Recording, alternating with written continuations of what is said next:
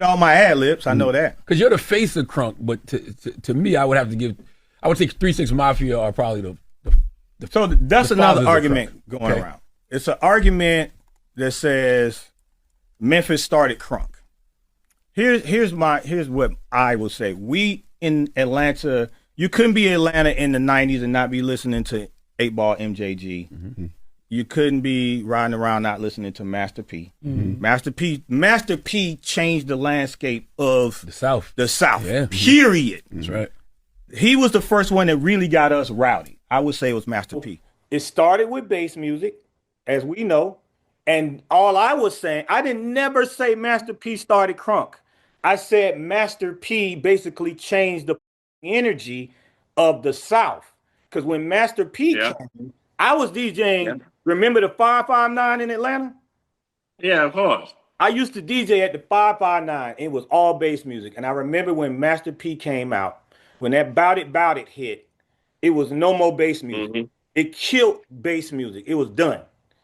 And all I was trying to say was that was when, from my recollection of Atlanta, because I don't live in Memphis, because that's what Memphis niggas is coming at me for. They was like, we've been crunks and this came out and this. I was like, I'm thinking, I wasn't in Memphis, nigga. We didn't know Memphis records like that. We weren't really. I mean, in the y'all knew Memphis records. Y'all knew Memphis records. In the club. Oh, all right. Yeah, I'm not talking about niggas in the cars. Let's talk about what ran the culture of the nightclubs. All right. And I want to add this to everybody on the internet. If you wasn't 21 in the 90s, you can't get in this conversation. Yeah, of course. I mean, the whole thing started from kids. Right. Because we know what it is. We've been friends for 25 something years. Yeah. I always pay homage to 3 6 Mafia. Yeah, and the first I say it's Ball and G, who was the godfathers of Memphis. Yep, all the OGs in Atlanta always show love to Memphis and always talked about that. You know, like always talked about from Killer Mike. You know, I can Big Boy from Outkast. I can go for days. Niggas always like, man, 3 6 Mafia, that Crunk. They always, gave us our credit, but it was like the kids didn't know it. I get it. Right. I get it. That's why we have to get on and talk about it. And but this is what people not realizing. A lot of people confused because they saying, who created Crunk, this and that. And I was telling people, it's not even about the word crunk. Right. Memphis is not claiming that we was the first people to use crunk. We never used that. The overall, what the conversation was about is the style of music. Right. Like Jazzy Face said on the Evolution of Hip Hop, the directional music, like hit 'em up, tear the club up, do this, do that. The music that hypnotized minds and made you destroy some shit. Yeah. That's what 3 6 Mafia came up with. Can we agree on that? I'll give you that. And I'm going to give you that's what we're talking about. We're not talking about crunk. Like, we wasn't the first people to say the word crunk. We were saying get buck. We were saying buck. That's what I said on the Breakfast Club. I said Memphis was get buck. And I even gave y'all further credit because I can't put y'all in that. Y'all have y'all own distinct I was like, because he was like, well, what do you call 3 6? I was like, they distinct. They are in their own lane from what they created. And to even give them further more context to what you saying, I was talking about, like I'm talking about the clubs, right? The influence of the nightclubs, like I said, in Atlanta, Master P changed the energy. It, right? And then at the same time, we was like, we can go back to like lay it down. Niggas was tearing the club up to lay it down. Yeah. And then when 3 6 Mafia, that's also what I was saying. When Tear the Club Up 97, that's when I remember really getting on 3 6. When it hit a mother, it was around that time too. 97. Yeah. See, that's when Atlanta got from me. I remember that's when we really was like, oh, these niggas is crazy. And Yeah, it so changed the energy also and made people want to make music like that because you had the club. That's what people yeah. have to understand. When you own the club, you influence everybody else.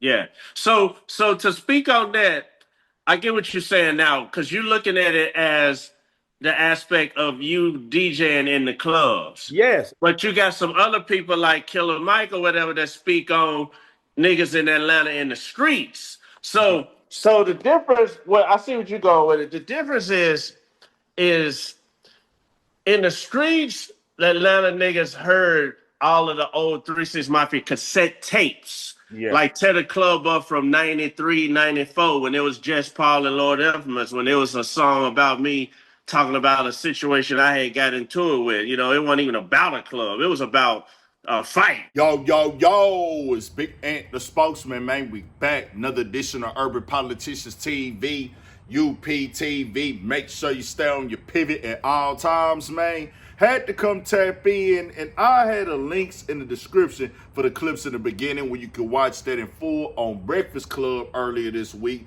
where Lil Jon made a guest appearance, and the question got talked about him being the face of Crunk and the origins of Crunk music. And him and Charlamagne kind of talked and gave their opinions of where it was at in Memphis and Atlanta, Master P's influence, and where everything got together at. Well, as Master P reposted that on Instagram, it started up a debate. It started up a conversation as DJ Paul got in it as well. And that was where Master P had reposted it at. And he went up to the gram and said, nah, Crunk is Memphis. It started here. Atlanta got their own sound. They got their own wave. They got their own thing. But Crunk come up out of Memphis. And I also had a link in the description where you can watch the clip in full from DJ Paul YouTube channel, where he uploaded the clip of them going live together and talking about it and getting their stances off on it and how they remembered it and their experiences with what we now call Crunk music. And I gotta say this,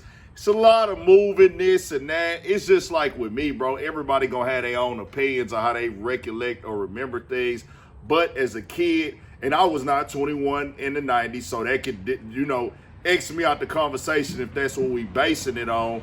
But to me, I don't need to be there at that time to know, or other people from Memphis that contacted me and say, well, hey, we had people that had that Crunk energy, the turned up energy, whether we was calling it Crunk or not. As DJ Paul said, that style music, even before they had got to making a name. That's all kind of been the energy of Memphis. And then Tommy, I had got hip to him later on. I wasn't all the way hip to him back in the day. I was hip to him at all back in the day. I got hip to him as I got older and other acts out of Memphis, because my first introduction to Memphis was 8 Ball and MJG.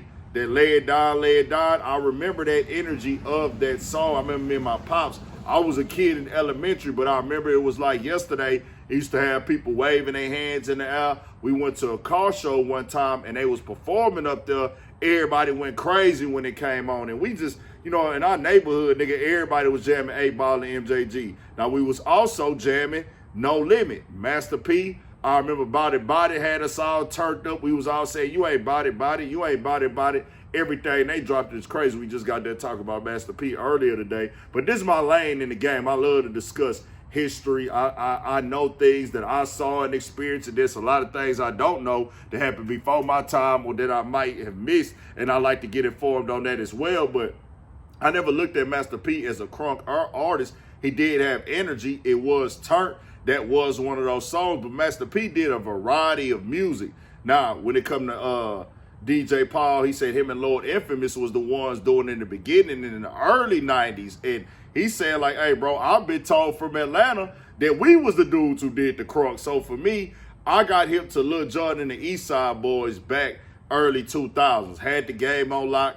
And DJ Paul has said they took the Crunk to another level. They made it cross over. They made the Crunk go all the way up with it. And no matter what you claim it or you name it, it's like, hey, bro, it's the energy of the music. Like fighting in the club. That's what they was talking about back in the day in Memphis, fighting in the club. And they had songs where they wasn't talking about fighting in the club, just talking about getting in the fights, period. But they was pushing that, knocking nigga out in the club, punching nigga out in the club. And we wanted that. I was into that at that point in time. But just nah, they done talked about it. Everything straight between them. They cool. They letting everybody know they ain't got no beef. They talking like men and things of that nature. It just depends on whatever realm you're looking at it for. Memphis, ATL, then brought things to this game. I just always looked at Memphis. The Crunk stuff was there. Even Pimp C had said it at one point in time. Atlanta came with the booty bass from their side of like their creative aspect of booty bass music, and then they transformed that into the crunk music and things. But I don't know, I wasn't there, but I just say, like, from my recollection, I always looked at Memphis. I know Duke Deuce been speaking about Memphis creating. Shout out Duke Deuce. He been pressing a lot of information, even just about being a native indigenous person to the country. I like that as well, but he's been pushing the conversation as well. And I seen the Atlanta artists telling Duke Deuce, like, nah, you created Crunk. But at the end of the day, him and Lil Jon talked about it. They got on live show, nigga, we gonna have this conversation like this, so it's all good. I wanted to make sure I showed the other side of it because I covered it the other day, and I didn't want to just make it seem like, well, let me just cover the confrontation and not cover the adult conversation. Tell me what y'all think. We got more coming, more videos, all that. 1,000 for shit show. Stay on your pivot.